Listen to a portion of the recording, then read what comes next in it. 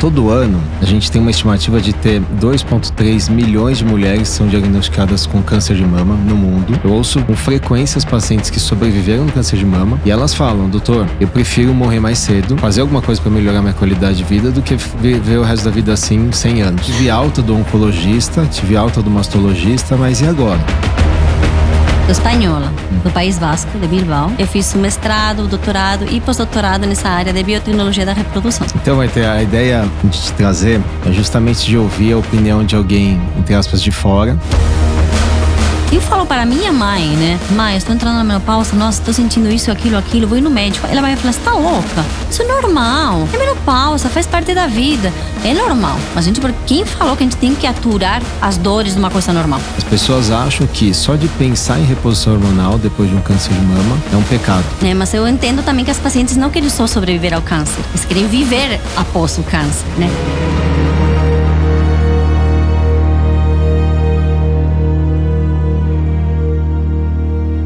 Maitê, bem-vinda. Muito obrigada. Nós vamos falar hoje de um tema super importante e talvez o tema hoje que eu fico mais interessado e entusiasmado, e de uma forma aberta agora a gente vai falar sobre os dados desse tema, que é a reposição hormonal em pacientes que tiveram câncer de mama, né? Mas para o público entender por que eu trouxe você aqui, eu queria que você contasse um pouco da sua história, onde você nasceu, quem é a Maitê, o que você faz aqui no Brasil. Conta um pouco, onde você nasceu, Maitê? Sou espanhola, do País Basco, de Bilbao. Eu sempre fui uma criança muito curiosa, até demais. Meus pais tiveram muito trabalho comigo. Você nasceu em Bilbao? Numa cidade bem pertinho de Bilbao. Sim. A 15 minutinhos. É linda a região. É muito bonita. Essa região é linda. É muito linda. Se come bem. Se come super bem.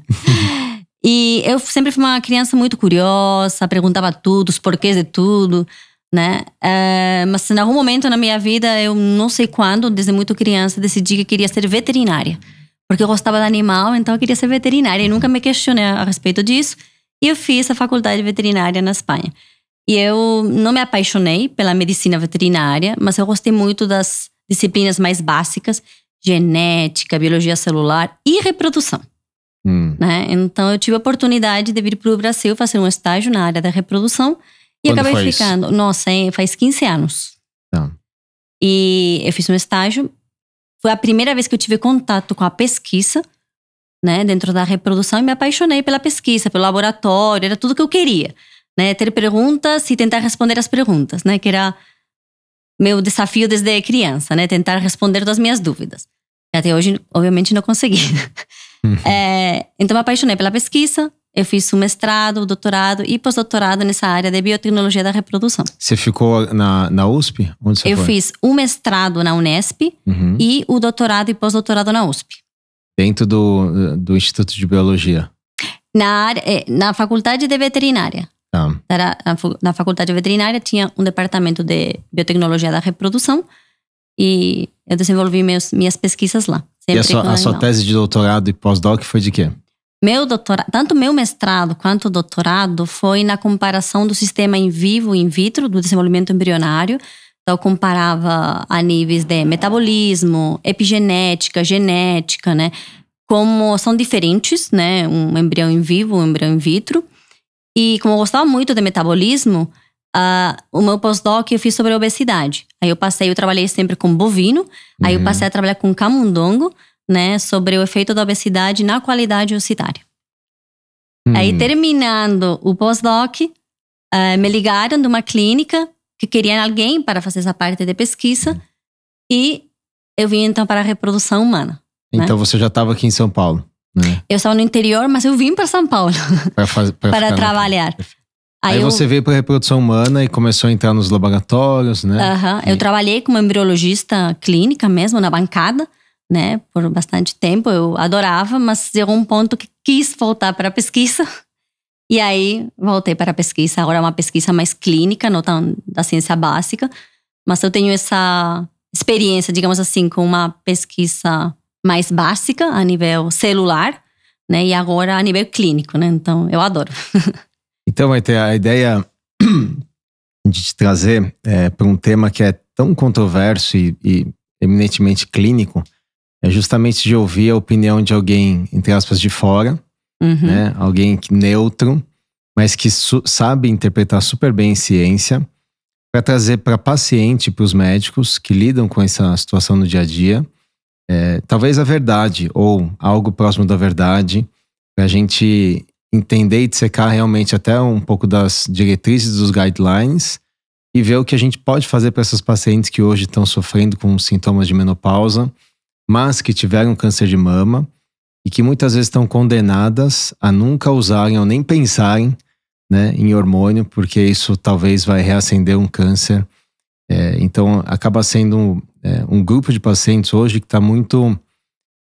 Elas estão sofrendo, né, de forma silenciosa em casa. Muitas vezes o ginecologista não consegue abordar isso, né, e não tem a evidência, né, a medicina baseada em evidência tão que ele queria para praticar essa medicina com segurança. O oncologista, muitas vezes, ele só está olhando, claro, a parte oncológica e também ele não pensa na parte da reposição. E o mastologista também está nesse jogo, né? E a paciente está lá muitas vezes sofrendo e pedindo ajuda, mas não sabe para quem pedir. Então o tema de hoje é reposição hormonal após o câncer de mama. Vamos repensar essas evidências, e eu quis trazer porque eu acho que você é uma das pessoas que eu conheço que mais sabe interpretar estudo, e realmente gosta de estuda e é rápida e tem essa, né, sensatez, essa inteligência. Eu queria que você falasse um pouco do que você achou, porque só fazendo aqui um parênteses, você não atende, né, Maite? Você não é médica que atende, você não pratica isso. Então, isso é muito bom, porque você não tem o viés, como eu tenho, de acreditar que a reposição hormonal é muito boa, né, e ajuda. E eu entendo que eu tenho esse viés. Eu quis te trazer para ser o fiel da balança aí da ciência. Eu queria entender, o que você achou dessa literatura que a gente compartilhou? Olha, eu me lembro quando você me propôs, né, falar esse assunto, eu falei, nossa, mas eu realmente nunca estudei a respeito disso, né? E foi um assunto muito desafiador para mim, né, e até me deu um certo medo. E aí eu me lembrei de uma coisa que eu sempre falo, e é que o que é desconhecido dá medo, né? Então eu falei, não, tá tudo certo, vamos estudar para que fique um pouco mais conhecido esse assunto e tirar um pouco esse medo, né? Eu encarei como imaginando, e eu sempre faço isso, né? Imaginando que eu sou uma paciente e eu preciso decidir junto com o meu médico se eu realizo esse tratamento ou não.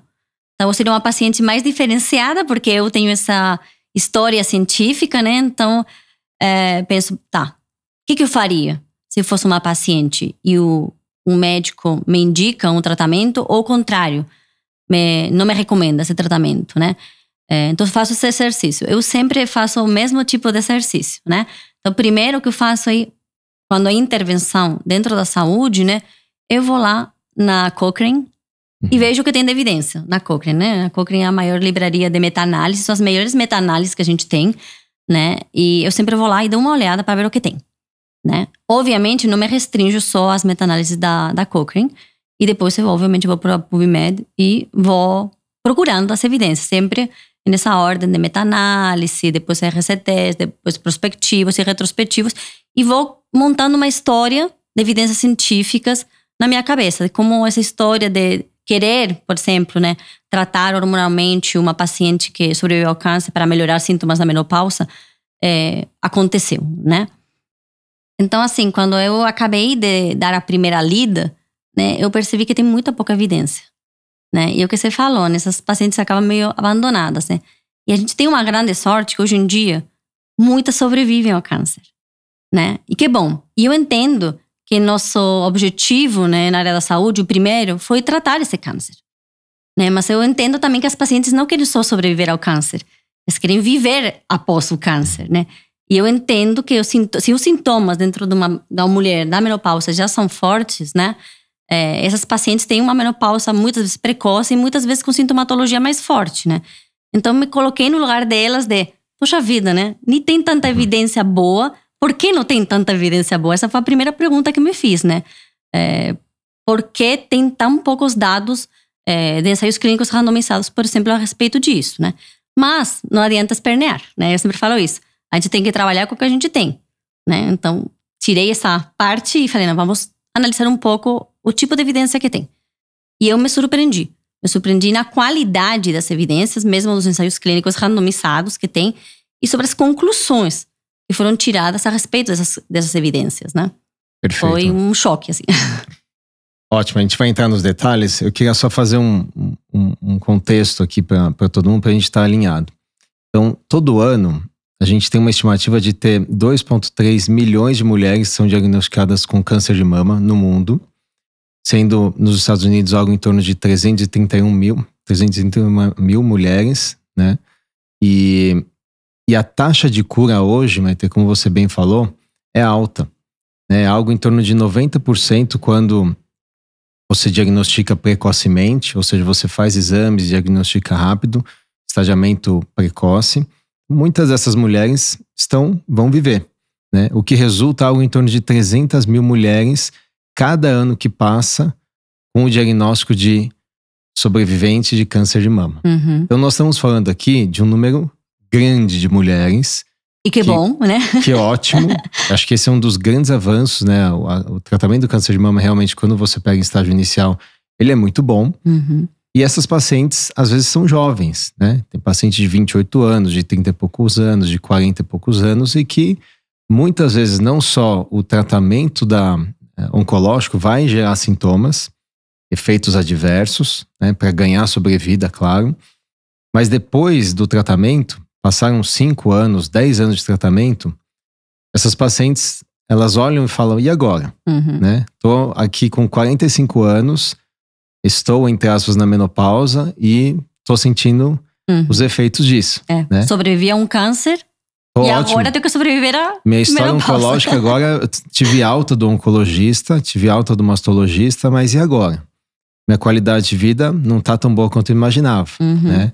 Porque quando você tem um diagnóstico de câncer, eu acho que você entra numa maratona, é quase que você não consegue pensar em mais nada, né? A sua maratona, a sua atividade ali eu vou vencer esse negócio, né?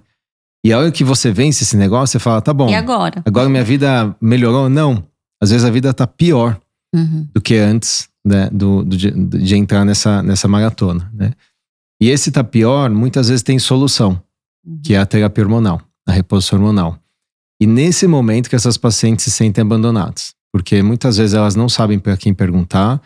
O ginecologista às vezes não tem essa habilidade de falar, não, tô com você, vamos fazer, ou vou te explicar os dados aqui para fazer isso com segurança.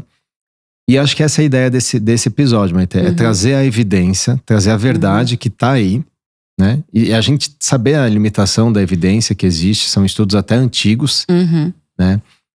Mas mostrar isso para os pacientes e para os médicos que sim, a gente tem estudo mostrando que de repente pode ser seguro, e se não for seguro você tem que mostrar qual é a sua insegurança. Exatamente. Né? Vamos falar dos dados exatamente, né? Então, voltando um pouquinho, eu queria só começar falando o que os guidelines falam. Né? Eu trouxe aqui 2 guidelines importantes. O primeiro que é o Consenso Brasileiro de Terapêutica Hormonal da Menopausa, de 2018, que foi uma realização da Sobrac junto com a Febrasgo, pessoas super importantes dessa área da medicina, colegas inclusive, e eles falam o seguinte, Maite, então estou literalmente lendo aqui, tá? Em vista da falta de confirmação de segurança da terapia hormonal, TH, prefere-se contraindicá-la para mulheres que tiverem câncer de mama. Em situações excepcionais, há possibilidade de uso, desde que a paciente seja extensamente esclarecida sobre os riscos e benefícios e sobre as lacunas de conhecimento, e se indicada preferencialmente na menor dose e pelo menor tempo possível. Nível de evidência D, ou seja, evidência baixa. E a conclusão da plenária está lá. A TH estrogênica isolada ou combinada, a gente vai falar disso, não deve ser recomendada para mulheres com antecedente pessoal de câncer de mama. Essa contraindicação se dá mais pela falta de evidência de segurança do que por clara evidência de risco. Vou repetir isso. Essa contraindicação se dá mais pela falta de evidência de segurança do que por clara evidência de risco, nível de evidência B. Então esse é o consenso brasileiro. A Sociedade Americana, que agora mudou de nome, chama Menopause Society, fala o seguinte. Embora o uso sistêmico de terapia hormonal em sobreviventes de câncer de mama geralmente não seja recomendado, se os sintomas de deficiência estrogênica forem graves e não responderem a opções não hormonais, as mulheres, em consulta com seus oncologistas, podem optar pela terapia hormonal após serem totalmente informadas sobre riscos e benefícios. Vários estudos observacionais em mulheres com antecedentes de câncer de mama mostraram um risco reduzido de recorrência do câncer de mama, ou efeitos neutros em comparação com quem não usou. Além disso, foi relatada uma redução da mortalidade em sobreviventes de câncer de mama que usaram terapia hormonal, em comparação com aquelas que não usaram. 4 meta-análises relataram achados semelhantes. Um fator de confusão em todos os estudos observacionais é que as mulheres de baixo risco de recorrência do câncer de mama têm mais probabilidade de optar pelo uso de terapia hormonal do que aquelas com alto risco. Então, um viés de seleção. E a terapia vaginal com baixa dose de estrogênio contínua continua sendo uma opção eficaz para tratar a síndrome geniturinária da menopausa em sobreviventes de câncer de mama com absorção sistêmica mínima. Isso é super importante, porque muitas pacientes nem sabem disso, que elas podem usar o gel vaginal de estriol ou até um estradiol de baixa dose vaginal para melhorar um sintoma que é super, super impactante, que é a dispareunia, a dor na relação por secura vaginal. E elas podem usar inclusive durante o tratamento oncológico. Voltando, o tratamento com estrogênio vaginal em baixa dose, ou DHEA, pode ser considerado se os sintomas persistirem após um ensaio inicial de terapias não hormonais e consulta com o oncologista. Fechamento desse, sempre no final eles fazem um resumo, né? Então os key points. Aí olha como que é o key point. A terapia hormonal sistêmica geralmente não é recomendada para sobreviventes de câncer de mama, embora o uso da terapia hormonal possa ser considerado em mulheres com sintomas vasomotores, são as ondas de calor, de forma grave, e não responsivos a opções não hormonais, com a tomada de decisão compartilhada em conjunto com seus oncologistas, nível 3. Para sobreviventes de câncer de mama com síndrome geniturinária da menopausa, a terapia vaginal com baixas doses de estrogênio, ou DHEA, pode ser considerada em consulta com seus oncologistas se os sintomas incômodos persistirem após um ensaio de terapia não hormonal. Há maior preocupação com o uso de estrogênio vaginal em baixas doses para mulheres em uso de inibidor de aromatase. Nível 3 de evidência. Então, o resumo disso aqui é que os guidelines são super conservadores. Apesar de no texto eles comentarem que existe estudo até falando que reduz o risco e até a mortalidade, o resumo da ópera é não faça. Né? E os guidelines têm que ser conservadores. Eu sou muito defensora de que eles sejam, né? E nos guidelines a gente sofre muito isso, inclusive na reprodução assistida, né? Se não tem evidência, você tem que assumir que não funciona. Essa frase da ausência de evidência não é a mesma coisa que a evidência da ausência. Isso, está certa essa frase, mas dentro de uma recomendação de tratamento, a gente não pode se guiar disso. Se não existe evidência, a gente tem que assumir que não funciona. Essa é a hipótese nula, né? Porque é um risco adicional, né? O não saber adiciona um risco, né? Que você pode fazer bem ou você pode fazer mal, né? Então, eu sou a favor deles eles devem ser assim, né? Devem ser conservadores. Mas eu sempre falo, os guidelines não são leis, né? Obviamente, para mim, né? Dentro das evidências científicas está no topo, né? Porque é uma evidência secundária, então já é uma evidência que estuda outras evidências, né? E normalmente de um grupo de expertos, né? Tem que ser conservador, né? Tem que guiar as condutas? Tem, mas não significa que todas as condutas tenham que ser guiadas por ele. Né? Então, ele fala, a terapia hormonal não deve ser recomendada em todo mundo. Tudo bem. Eu concordo nisso. Para todo mundo? Talvez não. Né? Se essa paciente tem uns sintomas muito fortes, essa paciente está incomodada, está afetando na qualidade de vida dessa paciente, essa paciente tem que recorrer ao médico e o médico tem que explicar quais que são os riscos que a gente conhece a respeito desse tratamento. E, em conjunto, decidir se esses riscos valem a pena ou não. O médico que tem que guiar a decisão, nossa paciente tem que estar ciente sempre.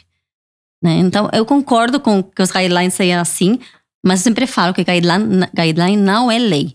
Né? E tem aí uma margem para você atuar. Né? E até lendo o guideline, o detalhe, ele realmente comenta. Então o guideline ele é justo nesse ponto. O que eu acho que é injusto é pegar só os key points e colocar isso na prática. Né? Que é basicamente ler o abstract do artigo e falar que você leu tudo, mas na verdade não leu. Né? E aqui eu queria, de novo, falar um pouquinho antes da gente falar dos riscos da terapia hormonal e entrar no câncer de mama, fala do que a gente conhece de benefícios. Né? Então a gente sabe que a terapia hormonal com estradiol, ela é disparada a melhor terapia, o melhor tratamento para resolução dos sintomas de ondas de calor, que, by the way, 80% das mulheres vai ter. Sudorese noturna, insônia, dificuldade de concentração, piora da memória, o desconforto urinário, a frequência urinária, enfim, tudo que a gente sabe que afeta a mulher nessa fase, a terapia hormonal ainda é o gold standard. Não é né, não são os alternativos. Né? Então, às vezes a gente fica sempre buscando o alternativo, achando que vai ter um efeito legal. Mas de longe a terapia hormonal é o melhor. Além disso, como prevenção, e aí falando bastante de longevidade, o que mais mata hoje a população não é câncer de mama. Não é nem câncer como um todo. É doença cardiovascular. Ela é quase o dobro juntando todos os cânceres, né? Então a gente estima que se você pegar os Estados Unidos, mais ou menos a taxa de mortalidade por doença cardiovascular em mulheres é mais ou menos 300 mil por ano. Isso dá mais ou menos um pouco mais de 7 vezes do que a mortalidade por câncer de mama. A gente está falando de uma doença bem mais prevalente e é o que mais mata. E a gente sabe que a reposição hormonal, quando bem iniciada, bem indicada, especialmente naquela janela de oportunidade, ela reduz o risco de doença cardiovascular em até 52%. Isso as próprias revisões grandes sistemáticas falam, né? Então é pelo menos 40 até 50 e poucos %. E isso é até mais do que uma estatina, né? As estatinas que a gente usa mesmo para baixar LDL, a polipoproteína B, elas reduzem até 25, 35%. A gente está falando de uma terapia que não só melhora os sintomas, mas talvez promova a longevidade, melhorando o risco cardiovascular. Além disso, reduz risco de fratura óssea pela osteoporose. Né? Então a gente sabe o efeito do estradiol no modelamento ósseo. E isso é mais importante até do que os efeitos dos medicamentos hoje voltados para a osteoporose, por exemplo, o denosumab, esses medicamentos mais modernos. Né? E talvez tenha um efeito também na redução do risco do Alzheimer. Isso ainda é um pouco controverso, mas tudo aponta que a mulher que tem menopausa precoce, ela tem um risco maior de Alzheimer. A mulher que faz terapia hormonal, ela tem um menor risco de Alzheimer. E alguns estudos não bem controlados mostram algo de em torno de 45% até 70% de redução de risco de Alzheimer. Lembrando que Alzheimer é uma doença que a taxa de cura, quando você tem o diagnóstico, hoje você não tem tratamento, é 0. Né? Então talvez o nome do jogo seja prevenção. E a reposição hormonal é um dos que pode, de repente, reduzir aí. Né? Então estamos falando aqui de um tema que não é só ondas de calor, mas talvez uma molécula que vai ajudar na longevidade dessas mulheres e que, quando a gente vê lá o guideline falando de câncer de mama, talvez é melhor não usar, no fundo você está deixando de ter uma ferramenta no seu arsenal que pode ser muito potente para promover mais saúde, mais qualidade de vida. Inclusive, Renato, tem uma Cochrane a respeito disso, né? Não a respeito dos sobreviventes de câncer, mas sim tratamento hormonal em mulheres saudáveis. E a gente sabe que as meta-análises da Cochrane são bem severas, né? Nas conclusões que eles fazem, né? A maioria das Cochrane não recomenda os tratamentos. Em qualquer área da saúde, a gente sabe que a maioria das Cochrane concluem não é recomendado esse tratamento. E eu achei interessante, até me surpreendeu, dentro da área da reposição hormonal em mulheres saudáveis, eles não terem essas conclusões tão fortes, digamos assim, e eles falam, se a mulher está saudável, devido ao baixo risco absoluto dos eventos adversos que esse tratamento pode acarretar, você pode usar a terapia hormonal. E ele fala, inclusive, que tem um efeito positivo na diminuição da fratura óssea. A Cochrane falando isso. Né? Então essa não é a revisão que seja... de 2017, né? Isso. Que você tá falando. Então você vê, talvez a revista mais respeitada de meta-análise e revisão sistemática mesmo diz que, tem um negócio aí, que é chamado de reposição hormonal, que faz muito bem para a saúde das mulheres, quando bem indicado e tudo, lógico, né? Acho que partindo das premissas. Mas que quando você fala desse público de que teve câncer de mama, você literalmente esquece, é abolido isso da vida da mulher. E isso que eu acho que é injusto, entendeu? Eu sinceramente, eu nunca vou passar por isso, por ser homem. Né? Mas sendo ginecologista e nascendo dentro de um consultório que vê isso todos os dias, e as pacientes muitas vezes desesperadas. Eu ouço, assim, com frequência as pacientes que sobreviveram do câncer de mama 10 anos atrás, 15 anos atrás, e elas falam: doutor, eu prefiro morrer mais cedo e fazer alguma coisa para melhorar minha qualidade de vida do que viver o resto da vida assim 100 anos. Quero viver bem e não viver muito mais, né?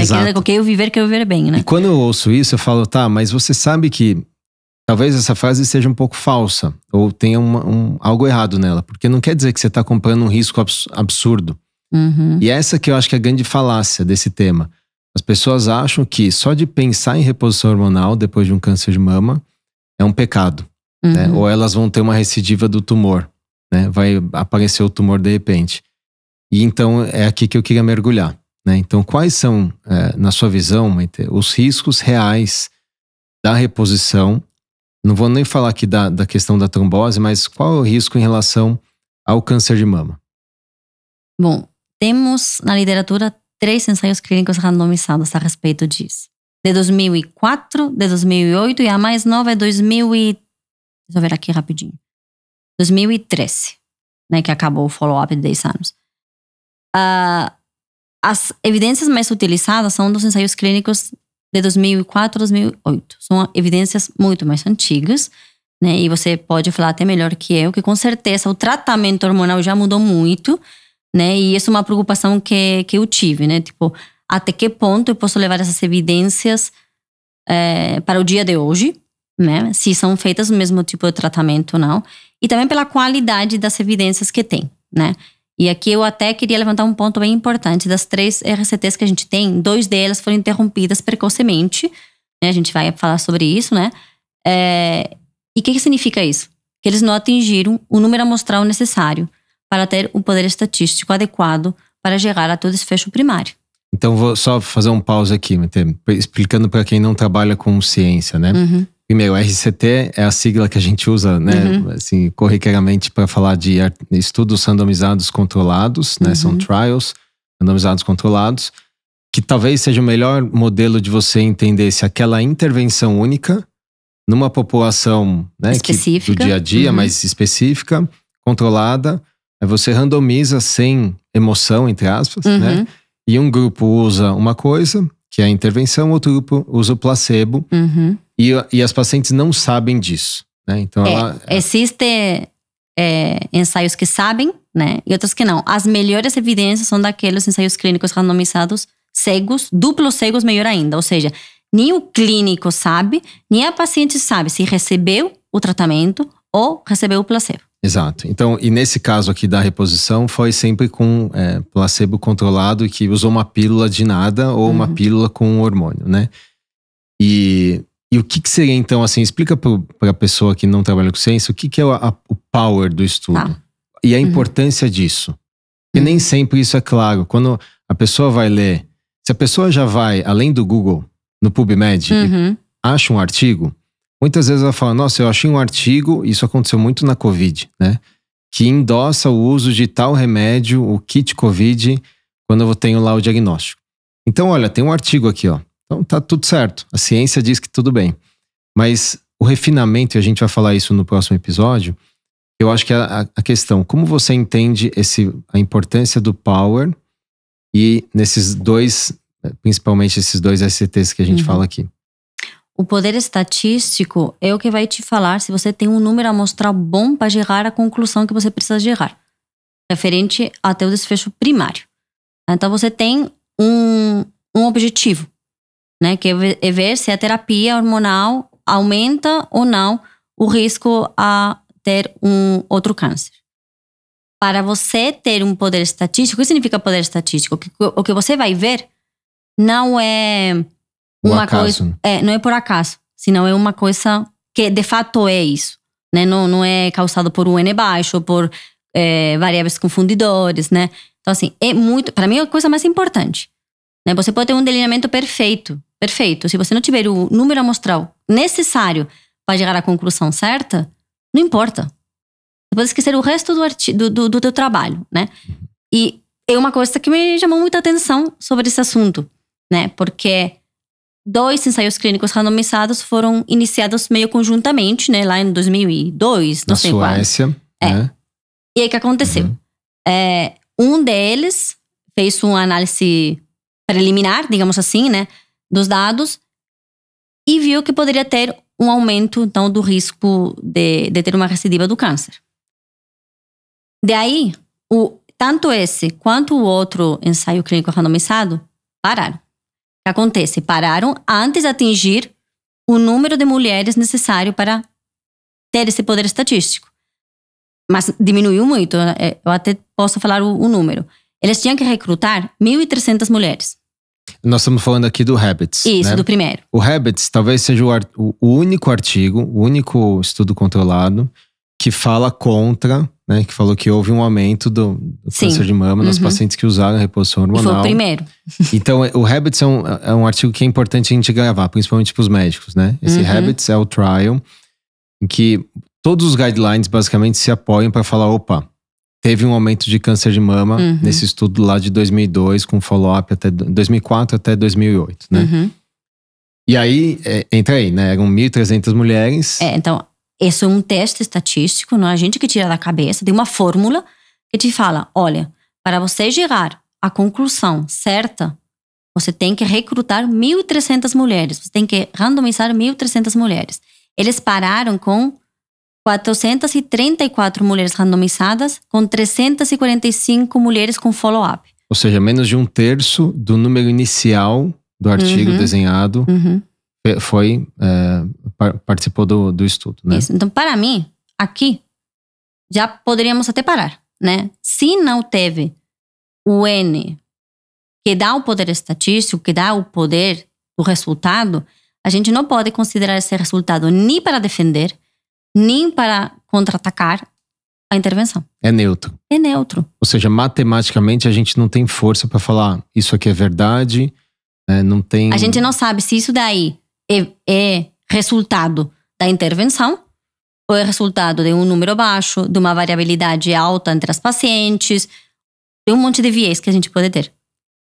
E aqui, assim, de novo, né? O que é essa variabilidade? Às vezes entraram pacientes com um risco maior, mesmo randomizando, no grupo que usou reposição hormonal, né? E aí essas pacientes, por já terem talvez um tumor pequeno, que não foi visto, que, aliás, esse estudo não pediu necessariamente para fazer mamografia antes das pacientes entrarem no estudo para usar a reposição hormonal, que é basicamente um absurdo hoje em dia, né? Toda paciente vai fazer reposição hormonal tem que ter uma imagem da mama, pelo menos no último ano, e o estudo não obrigou isso. Tá? Então, às vezes, simplesmente ali tinham pacientes com um pouco mais de risco e que você fez a intervenção e teve mais evento e você achou que foi intervenção, mas na verdade era a paciente que já tinha aquele evento, né? Então, a gente vê muito isso também, por exemplo, na infertilidade, quando a gente fala de malformação fetal e fertilização in vitro, existe, né, esses headlines do tipo fertilização in vitro está associado a maior risco de malformação. Mas às vezes é um viés de confusão, porque o casal que busca fertilização in vitro é um casal infértil, que é uma doença, e que, enfim, que tem fatores que levam ao aumento de malformação. Então aqui às vezes pode ser isso. E esse acho que é o ponto, né, da importância do poder amostral. Então não foi respeitado o poder amostral, mas ainda assim publicaram. Sim. E contextualizando, né, Mété, vale lembrar que 2002, em julho de 2002, foi o mês ali que lançaram os resultados do WHI. Então imagina, você tá lá fazendo um trial lá em Estocolmo e de repente, dois anos ali, meio que concomitante, sai um estudo, o estudo mais caro da medicina até hoje, custou pelo menos $600 milhões, falando que usuários de reposição hormonal tiveram mais câncer de mama. Pum! E isso caiu. Então isso também estimulou, né, naquele contexto, os estudos pararem. Porque, vi um ruidinho aqui de aumento de câncer de mama. E uma pressão, né? A pressão do todo mundo. O que vocês estão fazendo aí, né? Vocês estão dando hormônio para quem teve câncer de mama? Parecia um absurdo. Aí pararam. E isso fez também o trial de Estocolmo, né, parar. Mas vamos entrar nos... Eu queria que você comentasse um pouco da tabela aqui. A gente explicar, né, qual foi o número de cada grupo. E o que eles usaram. Eram pacientes que tinham linfonodo positivo ou não. Era tumor receptor positivo ou não. Então, assim, eu estou com a tabela aqui na frente, a gente vamos comentando, né? Então, foram 219 pacientes randomizados no grupo que recebeu reposição hormonal versus 215 no grupo placebo, o que não usou. Foram mais ou menos... foram 170 pacientes, 174 pacientes que continuaram no follow-up. Algumas perderam aí. No grupo com hormônio versus 171 no grupo sem hormônio. E foi um follow-up de 2 anos, um pouco mais de 2 anos, né? As pacientes, elas tinham mais ou menos 1/4 das pacientes tinha história de linfonodo positivo. Então, falando agora do tipo de câncer de mama, né? A maioria não tinha linfonodo positivo, ou seja, não era uma doença metastática. Mais ou menos metade nos 2 grupos tinham receptor hormonal positivo. Em outras palavras, o câncer de mama, ele sempre tem uma assinatura, né? Ele tem alguns sobrenomes. Então, ele tem um tipo, ele pode ser o não especial, ele pode ser lobular, ele pode ser, enfim, tem um nome. E, além disso, ele tem alguns marcadores de imunohistoquímica que levam ao tratamento oncológico. E o fato de ser receptor hormonal positivo é o que talvez seja o elo aqui da história. Ou seja, será que se eu der o hormônio para esse tumor, ele cresce mais rápido? Ele pode expressar receptor de estrogênio e de progesterona. E a teoria é que sim, né? A gente acredita que a reposição não deflagra o hormônio, o tumor, perdão. Mas se ele tá lá, ele talvez vai crescer mais rápido, né? Então metade tinha, metade não tinha. Só que 1/4 das pacientes não sabia o status do receptor hormonal. Hoje pode parecer um absurdo, mas lembra, a gente está falando de um estudo de 20 anos atrás, né? Não era todo mundo que fazia imunohistoquímica, isso estava começando na época, né?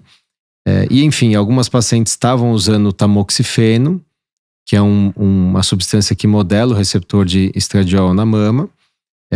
E além disso, estavam usando a reposição hormonal. Então, queria que você comentasse um pouquinho desses materiais e métodos aqui, o materiais e métodos de esse ensaio clínico randomizado tem umas limitações que, para mim, eu não sei se é porque faz 20 anos, né, que foi realizado, né? Mas tem algumas coisas que me chamaram bastante atenção, né? Primeiro, eles não terem estratificado para essas condições ou essas situações que a gente sabe que podem interferir no resultado, né? Então, a situação de ser um nódulo positivo ou não, a situação do receptor, né, ser positivo ou não, né? Para mim, é uma limitação. A gente sabe que pode interferir no resultado, devia ter estratificado para isso, né? Esse é o primeiro ponto. Outro ponto que a gente até já comentou é um ensaio clínico randomizado. Você tem que isolar ao máximo o que você quer estudar, que nesse caso é a terapia hormonal. E nesse caso, eles tiveram 3 tipos de tratamento, né? Um era estrogênio com progestágeno, cíclico, outro era contínuo e outro era só com estrogênio. Ou seja, tem vários esquemas aqui, né? Só fazendo um paralelo. Exatamente. Nessa época, a reposição que mais existia era a via oral, que era o Premarin, né? Que eram os estrógenos equíneos conjugados. Mais de 10 tipos lá de estrogênios. Não é o que a gente usa hoje. Ele é sintético, veio de outro animal, né? De éguas prenhas. Urina de éguas prenhas. E via oral, e além disso um progestagênio via oral também sintético, que era o acetato de medroxiprogesterona, que a gente sabe, pelo estudo do WHI, que talvez seja o grande vilão, se é que ele existe, né? Mas era uma progesterona mais sintética e via oral. Não é o que a gente usa. Então acho que é importante frisar isso. Hoje em dia, 2024, 2025, a gente não usa mais esse esquema de reposição hormonal, ou não deveria. Existem esquemas mais seguros, inclusive para mama, com os estudos mais recentes, né? Mas esse é um ponto, né? se a gente já não usa mais esses produtos nessas condições, será que a gente pode extrapolar os resultados desse estudo para o que a gente vê hoje? Se comportam igual? Esses compostos diferentes, o hormônio que se usava há 20 anos do hormônio que se usa hoje, é mais seguro? Se é mais seguro, o resultado pode ser diferente. Exato.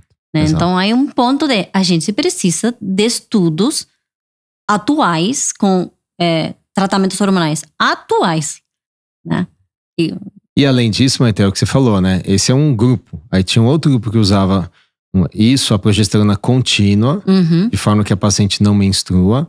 O esquema sequencial ou intermitente, que a paciente usa 12 dias ou 14 dias no mês, menstrua e faz isso. Ou seja, ela vai ter uma exposição menor ao progestagênio. E a paciente que não tem útero só vai usar estradiol, né? O estrógeno. E a gente sabe que esse último grupo aqui, mesmo no WHI, teve um risco menor de câncer de mama. No longo prazo, com follow-up de 20 anos, teve um risco de praticamente 22% a menos de câncer de mama do que quando usou progestagênio. Então, só olhando o tipo de tratamento hormonal, não é, primeiro, um só, né? É um guarda-chuva, um termo guarda-chuva que você está né, entrando vários aqui.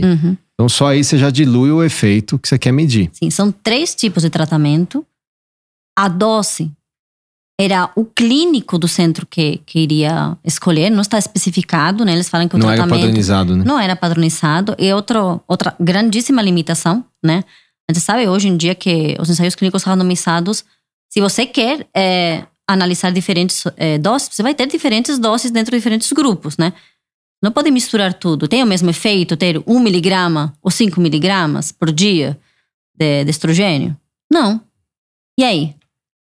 Como você tem um RCT com um número tão baixo, que a gente já falou, né, que já perde poder estatístico, ainda é dividido em 3 tipos de tratamentos, que não são 3 tratamentos definidos. Né? Então, é um ensaio clínico randomizado que tem uma validade interna baixa. E só aí, Maite, você já pode imaginar que talvez um grupo mais sensível, que teria um risco maior de câncer de mama, foi exposto a um tipo de tratamento hormonal que aumentaria o risco de câncer de mama, por exemplo, com uma dose maior de progestagênio, que foi inclusive uma das críticas na época, pelo qual o Stockholm Trial, foi o outro estudo randomizado, foi desenhado. Exatamente. Porque o Stockholm Trial ele foi desenhado em 97 para minimizar a exposição ao progestagênio no grupo que usou reposição hormonal. Dado que o Habits, assim, dado que na época a gente sabia que talvez tinha alguma coisa ali que não precisava usar tanto progestagênio, né? Então, tudo isso para fazer um wrap-up que é um RCT? Porém, poder estatístico baixo, não cumpriu o número desenhado inicialmente, que hoje em dia, se a gente for pensar, a gente que publica... A gente não publica. A gente não consegue publicar uma coisa dessa hoje em dia, né? Mas é o estudo hoje usado para falar contra usar a reposição nessas pacientes. Então, acho que sobre o Habit, você tem algum outro comentário que você queria falar aqui? Eu acho que não. Eu acho que a partir do que a gente falou, né? Que o N era tão mais baixo do ideal, a gente tem que ficar com um pé atrás. E eu falo um pé atrás, não importa o resultado, né? O resultado não é totalmente confiável. Né? Mesmo se ele fosse positivo para usar a reposição. Exato. Quando a gente eu sou totalmente imparcial. Tem que ser agnóstico. Se não importa que seja a favor da tua opinião ou em contra da tua opinião. Para mim, não deveríamos nem sequer usar esse tipo de estudo para tomar decisão. Por que a gente usa? Porque não tem outros. E aí que está o ponto que eu fiquei tão indignada, assim, né? De que a gente toma uma conduta clínica a favor ou em contra, ou uma recomendação no guidelines, a partir de ensaios clínicos randomizados fraquíssimos, né? Para um assunto tão importante, tão emergente, né? E não é um pontual, né? Você está falando da vida da mulher. Ela vai viver décadas assim. Então, e é uma decisão que é tempo sensível. E se você também começa a reposição muito tarde, talvez não seja tão benéfico quanto você começar na fase certa. Então tem um timing para decidir e a gente fica paralisado, né? Então vamos falar, só para finalizar o Habits aqui, vamos falar dos resultados, né? Então o que de fato o Habits mostrou? Qual é esse N, qual foi o número de casos a mais de câncer de mama no grupo de reposição versus o grupo placebo. Quanto que isso deu de diferença relativa versus risco absoluto. Uhum. Então, na verdade, foram 39 eventos, né, 39 casos de câncer de mama. Isso. Sobre quantas, acho que foram 221? Isso, 219, 19. né? Uhum.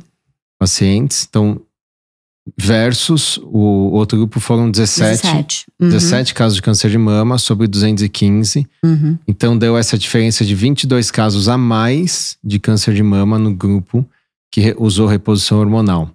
Exatamente. Isso foi o que o Habits mostrou. Uhum. E, portanto, o trial foi parado 2 anos e pouco depois.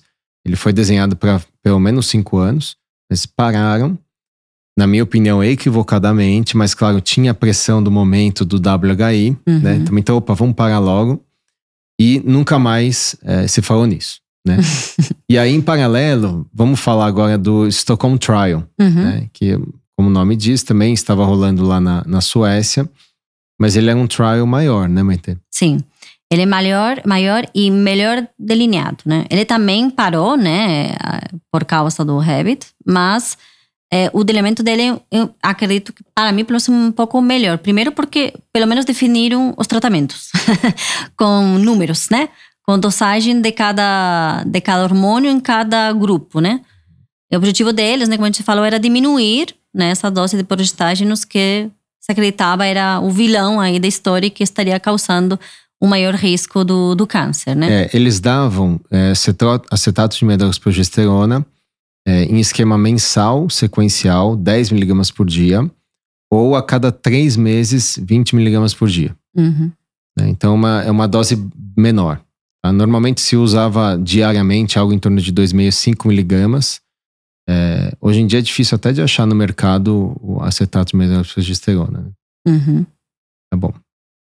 E nesse estudo, né, que avaliaram a mesma coisa que no anterior, né, nesse estudo, surpreendentemente, eles não viram diferença, né, no risco relativo de ter um outro câncer de mama. Então né? foram 60 casos no grupo estudado versus 48 casos no grupo placebo. O que não deu diferença estatística, deu um hazard ratio de 1,3, com intervalo de confiança cruzando o 1, né? Foi de 0,9 até 1,9. Ou seja, em outras palavras, não mostrou aumento de risco depois de 4 anos de follow-up. Então, eles conseguiram um pouco mais. E aqui só um comentário, né? O Habits não mostrou aumento de mortalidade de câncer de mama. Nenhum trabalho até o momento mostrou aumento de mortalidade. Acho importante frisar isso, Maite. Nenhum estudo, nem mesmo o WHI, mostrou que quando você tem câncer de mama e está usando reposição hormonal, né, você não tem aumento de mortalidade por câncer de mama. Ou seja, quem usa reposição hormonal não morre mais de câncer de mama. Exatamente. Né? Talvez morra menos de doença cardiovascular, de fratura por osteoporose, talvez de Alzheimer, mas câncer de mama não. O que a gente está trazendo aqui é se recidiva mais. E as recidivas que o Habits mostrou foram recidivas mais locais. Né? Nenhuma doença à distância, ou seja, não teve doença metastática. Né? E mesmo o WHI, de novo a gente sempre volta nele, eles mostraram uma doença mais controlada. Né? Quando as pacientes que estavam usando reposição e tiveram câncer de mama, elas tiveram uma doença mais, vamos dizer assim, boazinha. Né? Uma agressividade menor. Né? E outra coisa interessante, inclusive, desse ensaio, né, do Estocolmo, é que eles publicaram depois, né, um outro follow-up até 10 anos. E também não viram diferença. Então, a gente tem um primeiro follow-up de 4 anos, né, e depois as mulheres, obviamente, continuaram vivendo, né, e foram publicados outros dados de um follow-up de 10 anos, que mostrou também que não tinha diferença na recidiva, né. Perfeito. Então, assim, sua visão sobre esses 2 ACTs principais. Apesar de que um vai em contra e outro vai neutro, né? Eu ainda acho que... Porque os 2 pararam prematuramente, né? Ainda acho que não foram totalmente bem delineados, não tem poder estatístico. Não me deixa confiante a tirar uma conclusão. Nem a favor, nem em contra. Ok. Vamos comentar um pouquinho do artigo sobre o artigo de 2022 que foi publicado no The Cancer Journal pelo Avram Bluming, que é um oncologista. Então o Bluming ele é um médico oncologista e ele é um dos grandes defensores de terapia hormonal, né? Inclusive em pacientes que tiveram câncer de mama, mostrando os dados. E esse artigo eu acho que é um artigo muito legal, a gente vai disponibilizar depois nos show notes, para quem tiver interesse. Mas o legal desse artigo, e é um artigo que eu gosto de mostrar para as pacientes, sabe, Maite? Uma paciente vem com essa dúvida, ela teve câncer de mama, ela tá super insegura, ela passou a vida inteira ouvindo que ela não pode nem pensar em terapia hormonal. Ela chega assim, o melhor jeito da gente tirar as dúvidas, acho que é mostrando evidência. E esse artigo ele tem uma tabela super bonita que ele compila os 25 artigos ou estudos desde a década de 80 até 2013, foi o último, sobre esse tema. Então, desde estudos prospectivos, randomizados, até retrospectivos observacionais, revisões, enfim, mostrando que dos 25, apenas um mostrou um aumento da recidiva, sem aumento de mortalidade, que foi o Habits, com todos esses parênteses aí que a gente comentou. Alguns mostraram redução da recorrência, principalmente os mais antigos, e até redução de mortalidade por câncer de mama quando se usou reposição hormonal. Ou seja, como é confuso, né? A gente tem estudo mostrando que um que aumentou, alguns mostrando que reduziu, alguns mostrando que reduziu mortalidade, e a paciente pode às vezes olhar essa tabela e ela se sentir até meio assim, traída, no sentido de, poxa, eu não sabia disso, né? O que você entende dessa lição aqui da literatura que o Bluming traz? Olha, para mim tem um ponto, inclusive, muito importante, que é sobre a meta-análise a respeito do Tibolona, que fala? Tibolona. Que é uma outra RCT, né, que é a terceira que a gente tem a respeito de uma substância que eu não sei se usa hoje para reposição hormonal. Ainda se usa. O Brasil não tem nos Estados Unidos, né, não é uma molécula americana, mas a gente usa no Brasil e na Europa. Eu particularmente não indico, porque eu entendo que eles, primeiro, tem essa história do risco, né, nesse grupo você vai falar, mas eu acho que é uma molécula que não é a melhor para tratar os sintomas. Ela não é a melhor para promover health span e para talvez reduzir riscos, né, que a gente fala, de doenças crônicas. Então, por que eu vou usar uma que não é a melhor? Sendo que eu confio que a melhor não traz risco adicional. Então, é uma molécula que particularmente eu não uso, mas vamos falar dela. É uma molécula que você não está confortável, né? E é a molécula com mais dado que a gente tem. Tá vendo? A RCT com maior dado que a gente tem tem que pensar que se é a RCT com o número amostral maior, quando a gente coloca todo mundo na meta-análise, o maior peso do resultado é dele. Então é outra questão que da literatura às vezes fica desapercebida, inclusive, né, até o leitor, né, a não ser que o autor fale a respeito, é que a gente tem 3 RCTs, né, e mais de 75%, se não me engano, é 77% das pacientes são provenientes desse RCT do Tibolona. Ou seja, quando a gente fala em reposição hormonal, em geral a gente está excluindo a Tibolona. Mas nesse tópico ela entra aí meio que escondida. Ela entra porque a RCT é um pouco mais nova, né? Mais nova assim, comparado com os outros dois, né? Foi publicado em 2009 e ela tem um N de 3.148 mulheres randomizadas. Nós estamos comparando 300 dos outros dois, né? Para 3.148, né? Então tem um N muito grande. Então quando você coloca tudo numa meta-análise, né? A gente tem que ver o peso de cada estudo, né?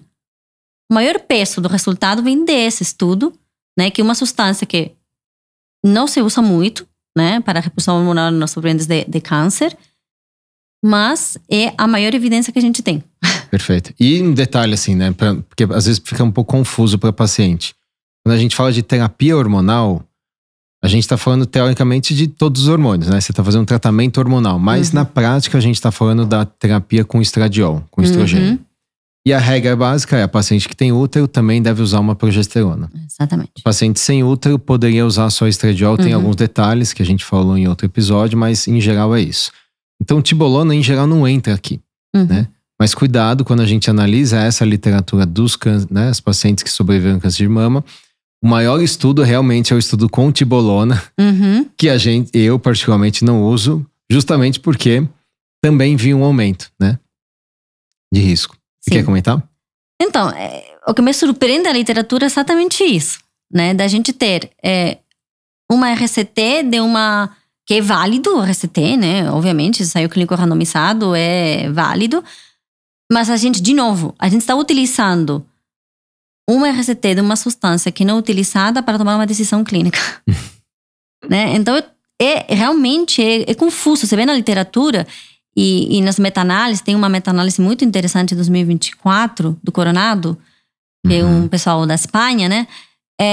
Que eles brincam, digamos assim, né? Colocando e tirando estudos e mostrando as diferenças, né, nos riscos, né? Dentro da meta-análise, né? E isso fica muito claro, né? Vamos comentar porque esse é o mais recente. Sim, acho que esse 2024. ano muita gente falou desse estudo, né, MT? Tem uma tabelinha muito bonita. Tem. Ali que acaba ajudando as pacientes também a entenderem o real risco, né? Então, vamos puxar essa tabela?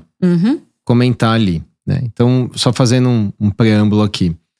Talvez o risco maior da reposição hormonal nas pacientes sobreviveram ao câncer de mama são aquelas que tiveram, lógico, um receptor positivo para estradiol, porque aí você está dando um hormônio que talvez teria alguma célula circulando na mulher e isso, né, reacenderia ou aumentaria a recorrência. Mas tem muitas pacientes que têm tumor negativo, né, receptor negativo. E essas pacientes também sobrevivem, né? Geralmente é um tumor um pouco mais agressivo, mas nem sempre é assim. Essas pacientes também muitas vezes são negadas à reposição hormonal. Ou seja, mesmo quando o tumor não expressou receptor hormonal, essas pacientes, elas muitas vezes ouvem: olha, é melhor não usar nada. E elas estão sofrendo com os sintomas. Né? Elas perdem libido, elas têm ressecamento vaginal, elas têm todos os sintomas, perdem cognição, dormem mal, acorda à noite várias vezes suada. Imagina a qualidade de vida. E ela é jovem. Então ela consegue imaginar o futuro. Ela fala: será que vai ser assim? Quanto tempo eu vou ficar assim? Eu sobrevivi ao câncer para isso, né? Exato. Para viver exatamente. Assim. Essa frase é comum. E o que fala, né, esse estudo de 2024? Bom, é um estudo bem interessante, né? Uma meta-análise que ele inclui 12 estudos, né? 3 RCTs, 3, que são os que a gente tem, né? 3 prospectivos e 6 retrospectivos, né? E ele classifica, né, as condutas, digamos assim, né, em categoria 1, né? Então, sem restrição de uso, pode usar à vontade, né? Categoria 2, que seriam os benefícios superam os riscos, então, sempre que explicado para paciente, né? Em princípio, ok. Categoria 3, que seriam os riscos geralmente superam os benefícios, então cuidado, né? E categoria 4, que seria um não recomendado, não deve ser usado, a gente não tem evidências que seja bom para paciente, digamos assim, né? E é uma meta-análise bem interessante, né? Então eles fazem diferentes tipos de meta-análise. Primeiro fazem só das RCTs, né? Das 3 que a gente tem. Depois eles tiram o do tibolona. Depois eles colocam os prospectivos. Depois eles fazem só dos prospectivos. Enfim, eles fazem várias combinações, né? E eles chegam a uma conclusão que eu acho até que é sensata para esse assunto, para o tipo de evidência que a gente tem, né? Que é aquela tabelinha que a gente estava falando, né? Então, o que eles concluem, né? Para aquelas que têm receptor positivo, por exemplo, né? Uma coisa que a gente tem certeza é que o tibolone não pode ser usado. Tem nível de evidência alta para não recomendar. Ou seja, se você teve câncer de mama com receptor positivo, cuidado com tibolona. Não use tibolona. Não use. Porque tem um estudo que é o maior, by the way. Randomizado. Qualidade boa, mostrando que aumentou recidiva. Exatamente. Se vamos continuar, né, com receptor positivo, né, eles depois dividem, né, se seria só estrogênio ou combinado, né. O que eles falam de só estrogênio, né, é que os riscos superam os benefícios com estrogênio, que a qualidade das evidências é baixa. O que significa baixa? Que a gente não tem certeza. Né? Mas que, em princípio, os riscos são altos, né? E mesma coisa com o combinado. Então, quando é positivo, eles falam, cuidado, que os riscos podem superar os benefícios. A qualidade de evidência vai de moderada a baixa, né? Então, porque aquela inclui coisa, provavelmente o habits aí. Exatamente. Não, com certeza. Tem que incluir porque não tem mais, né? Aquela coisa, mesmo que não seja bom, perfeito, tem que incluir. Já nos receptores negativos, a gente tem melhores notícias, digamos assim, né? Ou pelo menos eu fiquei mais aliviada, né? Eles falam, então, que temos evidência de que os benefícios são superiores aos riscos. Não é que não exista risco, e por isso sempre tem que ser conversado com a paciente. Mas os benefícios são superiores. Então, você poderia usar tanto estrógeno sucíneo quanto combinado. Mas melhor usar combinado, porque temos evidências mais robustas. São evidências moderadas, né? Qualidade moderada. Então, acho que, para mim, resume um pouco... Antes de ver essa tabela, eu tinha feito um esquema parecido na minha cabeça. Tipo, se é receptor positivo, cuidado. Me assustou, sabe? Assim. Se é negativo, temos evidências não muito boas, mas evidências que tem, parece que os benefícios podem ser muito superiores aos riscos. E eu concordei, assim, depois quando eu li essa meta-análise, falei, opa, acho que concordei com esse povo espanhol. Não sei porque são espanhóis. E aqui eu vou colocar uma pitada de provocação também, porque, vamos lá, né? Como que é feito esse estudo dos receptores? Você tira a peça, muitas vezes você faz uma biópsia, uma mamotomia, você tem uma amostra do tecido da mama, do tumor, e isso vai para uma análise imunohistoquímica que testa lá os receptores. Tem marcadores celulares. E muitas vezes você fala, tá bom, isso aqui tem receptor de estradiol positivo, progesterona positivo ou HER2 positivo, tá bom. Então você já tem lá toda a assinatura do tumor e fica aquele carimbo para o paciente. Ó, seu tumor foi receptor positivo, né? O que hoje as pessoas questionam, até nessa última edição do Speroff, que é talvez o livro mais respeitado de ginecologia endócrina, né, de 2020, ele fala o seguinte, será que basta você ter um receptor negativo para concluir que o câncer não é sensível ao hormônio, né? E outra coisa, se a paciente tem alta taxa de cura, vamos supor, ela teve receptor positivo, mas curou. Geralmente esses tumores são de bom prognóstico. Tá curada. Será que importa o status do receptor, do tumor? Hoje, 5 anos, 10 anos depois do tratamento? Então eles até advogam que o status do receptor não é tudo, né? Ele é uma medida relativa e pode inclusive mudar ao longo da doença. Não é sempre que o tumor expressa então ele é daquele jeito para sempre, né? E a gente fica às vezes muito bitolado nisso, né? Ah, é receptor positivo ou negativo, então aqui você não pode nunca.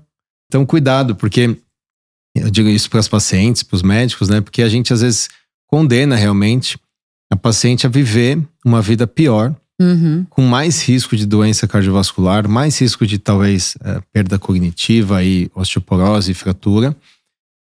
Por um risco, na verdade, desconhecido. Né? Então, o que eu falo muito é isso, né? Algumas pacientes, elas têm essa autonomia de escolher uma melhor qualidade de vida, né? Usando terapia hormonal e julgando que vale, né, pela frente escolher, né? Vale a pena escolher esse risco desconhecido, que é o que a gente sabe, né? É um risco, na verdade, desconhecido. Total. A gente acha que é um risco pequeno, mas a verdade é que... A gente acha a partir de estudos fracos. Estudos fracos, né? Vira muito achismo. Exato. E até que as evidências sejam mais claras, né, e disponíveis, a gente tem que apoiar as pacientes nesse caminho. Esse que é o ponto que eu defendo. As pacientes muitas vezes elas querem fazer reposição, elas estão dispostas a correr um risco que, como falamos, é desconhecido, mas talvez seja muito pequeno. E elas têm autonomia, só que elas são negadas quase que com uma medicina paternalística, né? Do tipo, não, minha filha, você não pode, né? Porque eu acho que você não pode, então você não pode nunca. E ela não vai sozinha lá no Brasil, ela até pode comprar, né, o hormônio na farmácia sozinha, mas ela não vai. Nos Estados Unidos ela não pode nunca, ela precisa da prescription do médico. E quem é o médico que vai ter essa ousadia de prescrever uma paciente que está só tendo, entre aspas, uma onda de calor e tendo vagina seca e dor na relação e esquecendo mais e não performando mais. É que eu acho que nesse tipo de paciente, elas têm uma parte negativa, entre muitas aspas, de ter sobrevivido ao câncer. E é que como eles sobreviveram a câncer, né? Tipo, ao vilão da história, né? O que é você acordar todas as noites suada, de ter dor à relação? Em outro tipo de paciente, esse tipo de sintomas se leva muito em consideração. Mas você, que sobreviveu ao câncer, né? Você já fez, né? Você tem que agradecer. Bem isso, né? Então, assim, é até paradoxal, porque o fardo não é mais ter tido o câncer de mama. É ter sobrevivido ao câncer de mama. Exatamente. Então essas pacientes sofreram com o diagnóstico, sofreram com o tratamento, porque não é fácil o tratamento oncológico. Né? Elas têm muitos sintomas de menopausa durante o tratamento oncológico, é um downside. Elas lutam pela vida delas e quando elas sobrevivem, 5, 10 anos depois, mesmo com receptor positivo, ninguém vai lá e apoia a decisão delas. Né? E mais do que isso, ninguém vai lá e fala abertamente, como a gente está tentando fazer aqui, que olha, vamos olhar com carinho a evidência, porque ela não é perfeita. Mas ela não vai existir. A verdade é essa, se a gente ficar esperando a evidência perfeita chegar, a gente acha que vai passar décadas ou até morrer sem ela. E a vida vai passar. A gente tem que pensar que faz, 12 anos que não é feito mais RCT? Ou mais, né? Mais sobre até, isso. porque se você for pensar o estudo principal mesmo, 20 anos, né? A gente está falando 20 anos. Né? Então quem é que vai abraçar esse tema que, na minha opinião, é super relevante, porque a gente está falando aqui de 1 bilhão de mulher que vai atravessar a transição menopausal nesses próximos anos e milhões de mulheres que são sobreviventes de câncer de mama, né? E cada vez mais vai ter, né? Graças a Deus. A terapia está melhorando, a gente está detectando mais cedo e essas mulheres precisam de orientação, né? Eu acho que no fundo elas precisam saber a verdade. A verdade é que não tem nenhum estudo forte falando que faz muito mal ou que vai aumentar e, mais importante, que ela vai morrer disso. Então vou repetir, nenhum estudo, nem mesmo o Habits ou WHI mostrou aumento de mortalidade por câncer de mama em quem usou terapia hormonal. E a terapia hormonal está sendo negada para milhões de mulheres, centenas de milhões de mulheres que sobreviveram a um tumor, a um câncer de mama, por conta de 22 casos a mais de um estudo mal desenhado, mal executado, que foi parado antes da hora e que usou um monte de reposição hormonal confusa, que a gente não usa hoje. E por causa desses 22 casos a mais, a gente tem todos os guidelines e todos os médicos, eu diria a maioria imensa, e colegas super bem conceituados que negam a terapia hormonal para essas mulheres. Então acho que o mais justo, talvez a abordagem mais honesta, na minha visão, é, em vez da gente ter uma medicina 100% baseada em evidência, a gente ter uma medicina informada pela evidência e a gente consegue entender, opa, isso é uma limitação, como você falou. Eu não estou segura para falar que faz bem ou faz mal. Prefiro ser neutra aqui. E tudo bem. Só que ser neutra é diferente de negar a terapia hormonal, né? Uma coisa é você ter uma opinião, outra coisa é você mostrar para a paciente, que é o que eu tenho feito hoje. Então, quando a paciente ela vem com esse desejo, apesar da gente parecer um louco, né, ou um maluco de falar de reposição hormonal para quem teve câncer de mama, e muita gente que está ouvindo isso com certeza vai pensar e que esses dois estão falando de reposição hormonal para câncer de mama, né? Isso é um absurdo, né? Não, não é um absurdo. O que eu acho absurdo é a desinformação e essa medicina paternalística de sempre decidir pela paciente e falar que ela não pode porque teve um estudo randomizado que mostrou que aumentou a recorrência. Vamos entender essa recorrência. Sim. Assim como vale a pena a gente entender o WHI, que a gente fez em outro episódio, o que é esse aumento de risco, né? Qual é essa reposição? Qual é essa mulher? E lembrando, essa mulher do Habits, ela muitas vezes nem fez a mamografia para começar a reposição. Então, será que ela já não tinha um tumor lá pequeno que respondeu ao hormônio, né? Que não tinha sido diagnosticado? Até porque, veja, o diagnóstico do câncer de mama foi em quase 2 anos, 1 ano e pouco. Que não é a fisiopatologia natural, né? Porque se você for pensar na natureza do tumor, ele demora para crescer e aparecer num exame de imagem, né? Então, será que realmente o hormônio que deflagrou causou esse tumor? Será que ela já não tinha e simplesmente você não fez o exame e deixou para fazer depois? Né? E essas pacientes que estavam na reposição, elas tiveram que fazer mais exame, enfim.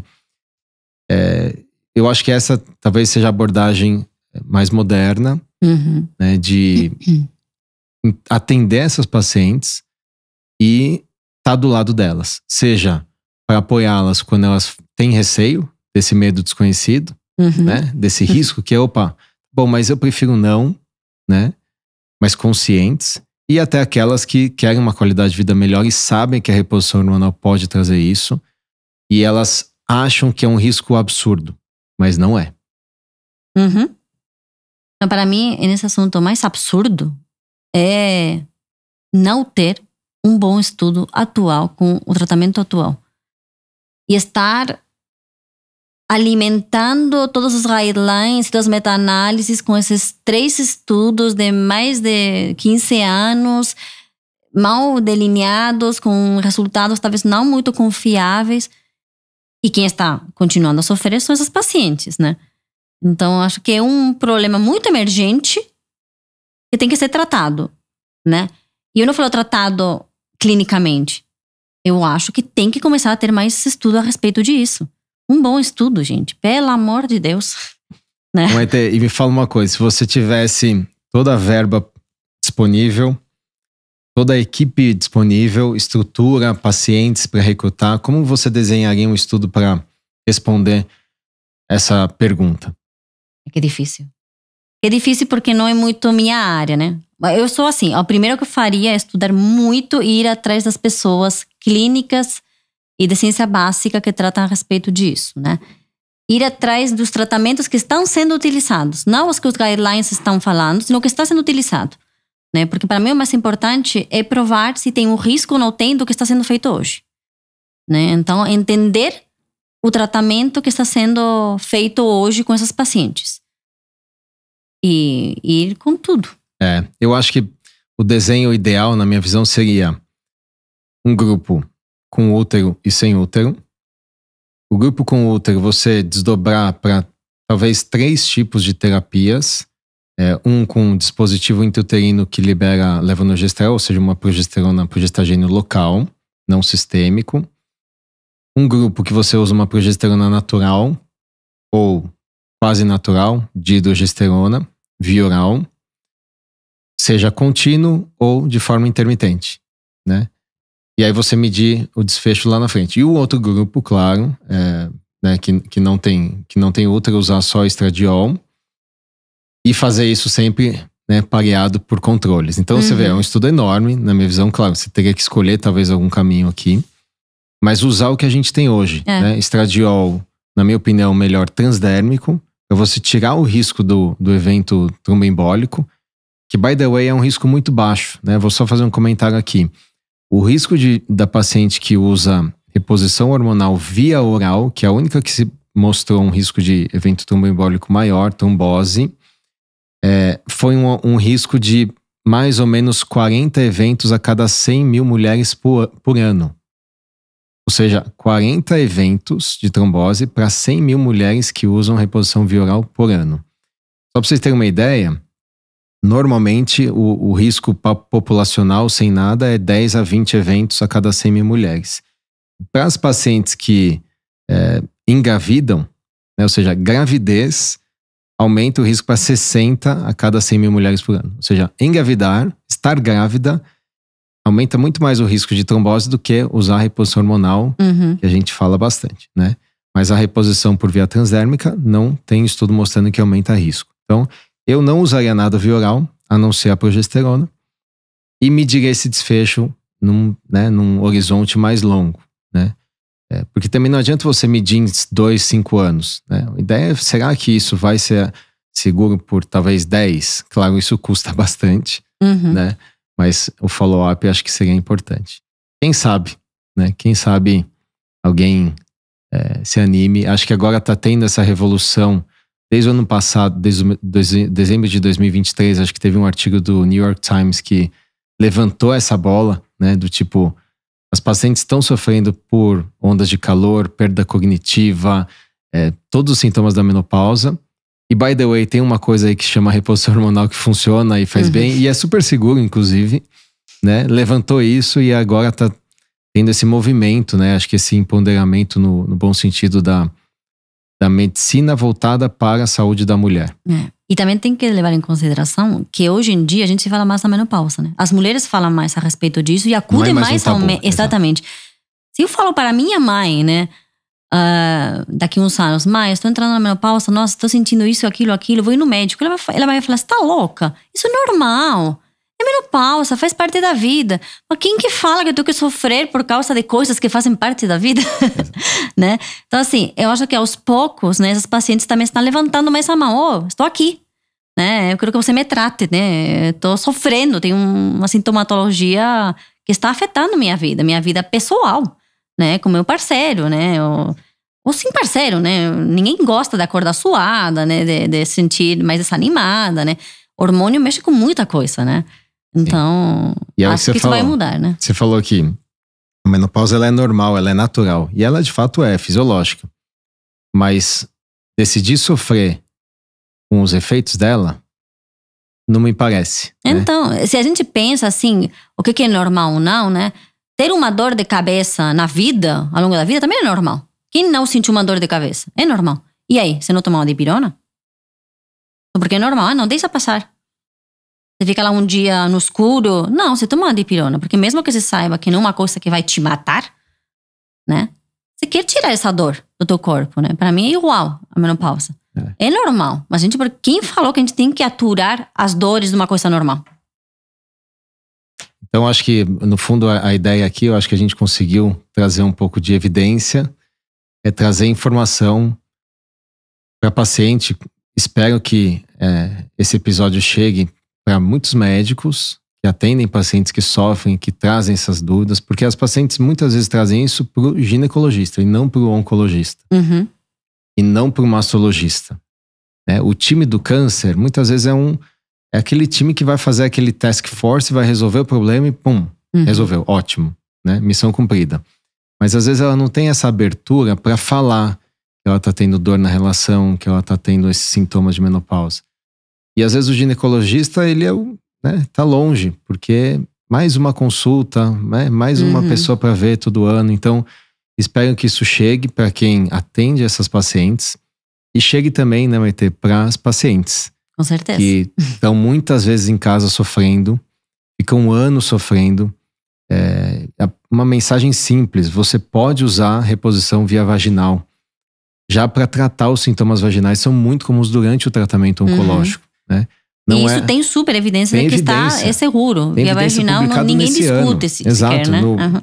Acho que foi no JAMA esse ano, mostrando, no JAMA Oncology, mostrando que não aumenta risco de recidiva, inclusive durante o tratamento oncológico. Você pode usar, você deve usar. Eu até defendo usar como algo profilático, sabe, Maitê? Porque vai ter ressecamento vaginal. Então, já começa a usar para você não ter esse problema. Porque a vagina, uma vez que ela começa a atrofiar, ela não volta. Né? Você resgata um pouco, mas ela não vai voltar. Então, cuida disso e discuta com carinho. Entenda as evidências. A gente vai disponibilizar esses artigos todos aqui. Tanto o Habits, quanto o Stockholm Trial, quanto esse artigo de revisão. Todos esses, para caso você tenha interesse em ler, leia, né? É importante.